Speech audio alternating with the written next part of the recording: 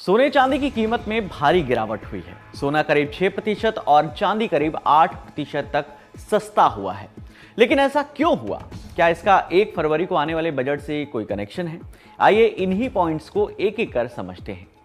Live mint की report के मुताबिक अमेरिकी डॉलर के मजबूत होने और अमेरिकी शेयर बाजार में गिरावट आने की वजह से सोना चांदी जो है उसकी कीमतों में गिरावट आई है।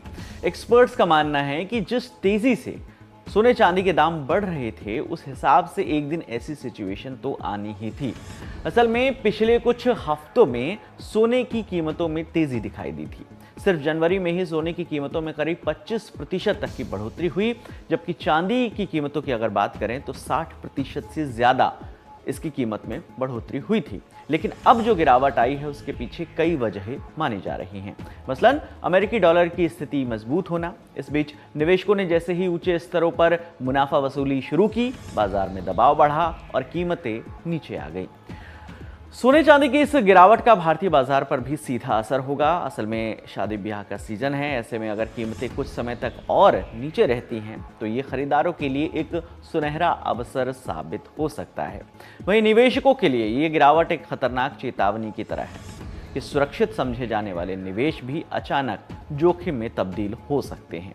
ऐसे में एक सवाल ये भी उठ रहा है कि अगर सोने चांदी की कीमत में इतनी गिरावट आई है तो क्या अभी सोना और चांदी खरीदने का बेस्ट टाइम है? इस पर एक्सपर्ट्स का कहना है कि बाजार की अस्थिरता को ध्यान में रखते हुए अभी जल्दबाजी ना करें। अगर आप लॉन्ग टर्म निवेश करना चाहते हैं तो सोने में SIP प्लान शुरू कर सकते हैं। अगर आप ज्वेलरी खरीदना चाहते हैं तो पहले सारे ब्रांड और आसपास के दुकानों पर सोने की कीमतों के अंतर को देख और समझ लीजिए।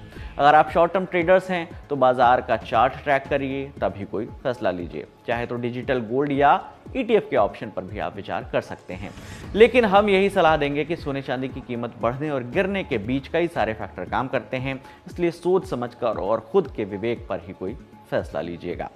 एक्सपर्ट तो फिलहाल यही सलाह दे रहे हैं कि आने वाले दिनों में अमेरिकी डॉलर की स्थिति, अमेरिकी फेडरल रिजर्व की नीतियों और ग्लोबल इकोनॉमिक इंडिकेटर्स ही ये तय करेंगे कि सोने और चांदी की जो कीमतें हैं वो फिर से ऊपर बढ़ेगी या ऐसे ही दबाव में रहेंगी, कीमतें यानी नीचे आती रहेंगी। फिलहाल बाजार में अस्थिरता बनी हुई है और निवेशकों को सतर्क रहना होगा। कुल मिलाकर कहें तो लॉन्ग टर्म इन्वेस्टमेंट के लिए सोना अभी भी ठोस है, पर अस्थिरता से बचना जरूरी है।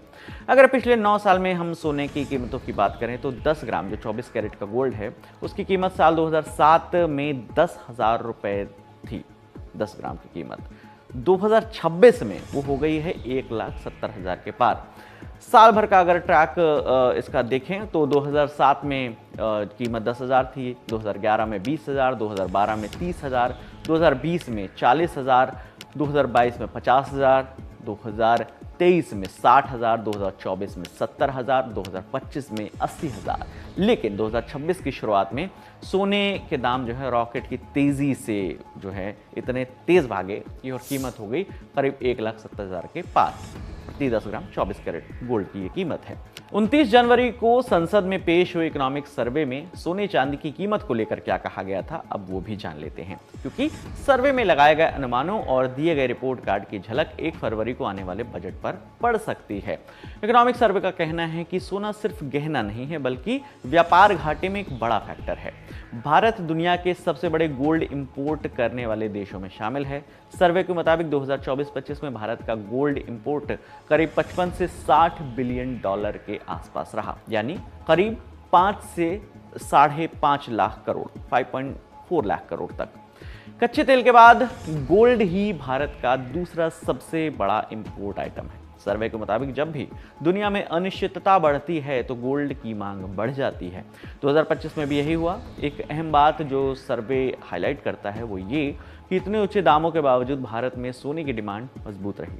सर्वे एक और ट्रेंड को हाईलाइट करता है, वो है फाइनेंशियलाइजेशन ऑफ गोल्ड, मतलब फिजिकल गोल्ड की जगह ETF और सॉवरेन गोल्ड बॉन्ड और डिजिटल गोल्ड को प्रमोट करना।